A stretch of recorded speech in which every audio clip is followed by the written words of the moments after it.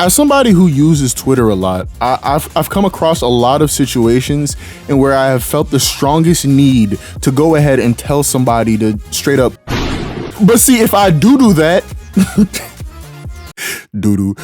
Twitter will suspend my account for a whole day or even a week. But when you see the reason why I would tell somebody to kill themselves, it's either because they have a really bad opinion on Pokemon or they posted something like this. This is just a picture of 2 black pilots and I think a black stewardess, joking around saying, oh, we brushing our weeds before takeoff, having fun. So why is the nigga that posted this, who was probably built like a Discord mod, telling me that I should be very concerned? He's not being kind and warning me that the bolts on the plane might possibly be loose. And shit, even to the unobservant eye, you might even think he's just being a little misogynistic. A little bit of, haha, women can fly before pigs can? Absurd. But nah, let me give you another chance to guess why I would feel the need to tell this nigga to kill himself. Okay, this is a Polish ad that is apparently propaganda because the country is 99% white. Okay, so real quick, I feel like this man saw this ad and screamed at the top of his lungs in fear like, ah! Black person! Like, damn, nigga, is it bad that they represent a small part of their population in media? Or is he scared of interracial couples? I'm not really sure here. I mean, if that is the case, only God can imagine what this nigga's reaction is when he sees a biracial person walking around. But this leads into my bigger point.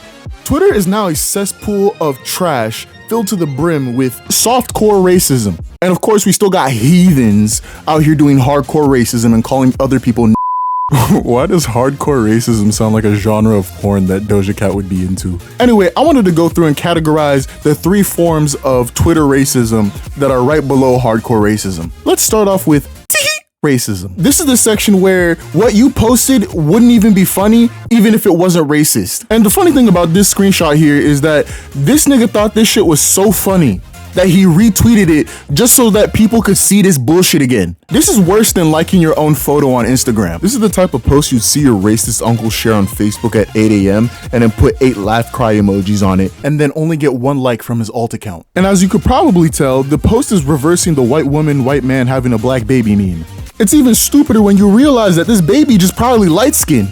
I should know. I was literally the same color as the nut Diddy blasted on Meat Mill back when I was 1 year old. I don't know why I said that, and I don't know why I didn't delete it. Anywho, here's another terrible post by The Garbage Human. Okay, excuse my language here when I say that this nigga probably got his nose buried deep in his balls with the way his dick be down his own throat, because he retweeted this shit right after posting it. He ain't even give the post a chance to breathe. That motherfucker dying of asphyxiation. Now what is this hilarious, amazing tweet? Oh, it's a picture of United Airlines talking about diversity, equity, inclusion, and showing pictures of black people and Hispanic people. All right, sounds good. Enough to be a setup for a very bad racist joke. Next picture. United flight goes off runway and rolls on the grass, followed by an AI-generated version of Precious working at an airport. First off, this nigga has no clue who the fuck was driving the plane. That shit could have easily been some white guy from Nebraska, Barry B, or somebody who thought Jesus should take the wheel, but their faith wasn't strong enough. Second, coming to this conclusion is like kissing your homie goodnight and then the next day getting stabbed in broad daylight and then blaming the fact that you kissed your homie goodnight as the reason why you got stabbed, all the while being completely unaware of the massive stab me sign on the back of your shirt. This nigga is essentially going out of his way to be racist. But I have a theory as to why him and other Twitter accounts are doing stuff like this, but I'll get to it later. Now, the next level of pussyfooting racism we got is showing minorities, usually black people, doing violent shit and then using that footage to fearmonger. This time we have a post by Ian Miles Chong, who I'll get to that grifting ass nigga later. But this is just a post of spring break Floridians fighting. Here he's indirectly insinuating that black people are violent creatures. But see, here's the thing. If I replaced every word before the word in this caption with white man eats alligator whole and alive in Florida, you wouldn't have batted an eye. Why? Because it's Florida, my guy. Like, if you had told me this shit happened in Nebraska, I'd be like, whoa, what the fuck? They got beaches in Nebraska? But more importantly, every other state that exists is less insane than Florida. I don't have to say this to you. What the hell do you expect from the one state in America that is shaped like a gun with an extension clip? peace, love, and prosperity? But besides the fact that this nigga is racist, there's a reason why he's not aware of the madness in Florida. It's cause this nigga doesn't live in America. In fact, he was born in Malaysia, and yet 90% of what he posts about is about America. Like, he'll post shit like, make America great again. Nigga, why do you even give a fuck? Like, I get it if America was suffering through a war, but we're not. We're the ones funding that shit. Like, you think I ever looked at China and been like, let's make China great again? Them niggas are in the process of assimilating Taiwan. They don't need me sucking them off. But you might be asking, why is this foreign dude who has no business in American affairs spouting off about America? I'll get to that at the end. In the process of recording this video, Ian Miles Strong blocked me. And it's not that I had an interaction with him. It's probably because I put him in a list called racist niggas in preparation for this video, and he might have seen it. I don't know. The last form of subtle Twitter racism is indirectly stating that America would be better off without those of us who have more melanin than the crack that Ronald Reagan introduced into black neighborhoods. And there are no other types of posts that are better to display this than these. The caption reads, "What do you notice?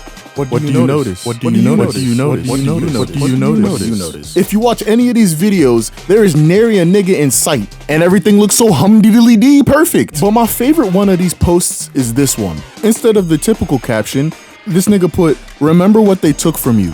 Took away what? My ability to dress like a cog from Toontown? Off rip, you would think that this is America in the 1950s. Nigga, according to the comments, this shit is Brazil. So really it's just South American people and a few white people walking around. So he was trying to be racist and then failed. But what would I expect from somebody who definitely looks like their profile picture in real life? But the theory that my friend and I came up with as to why these accounts are doing pussyfooting racism is because they might just be working for the CIA. Hear me out, hear me out, hear me out. I like to consider myself a professional hater. But when I see accounts like these, I gotta drop myself down to the G League, maybe even the collegiate level. It's cause accounts like this one be posting from sunup to sundown. This nigga eat, breathe shit.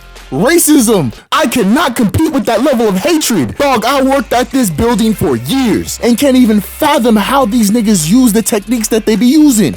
But in all seriousness, there is no way you're spending all of this time posting this bullshit for the measly crumbs that Twitter pays out. So it's possible that somebody signed you to be a professional hater. And there's a lot of y'all posting very similar content. And I know it could just easily be the Daily Stormer, which is Racism News Network 101, that is paying y'all. But there's something about this that feels like in the next 40 years, there's gonna be a declassified document talking about how the CIA paid Twitter accounts to post divisive content in order to radicalize conservatives against every form of minority. But that's just a theory. Okay, bye.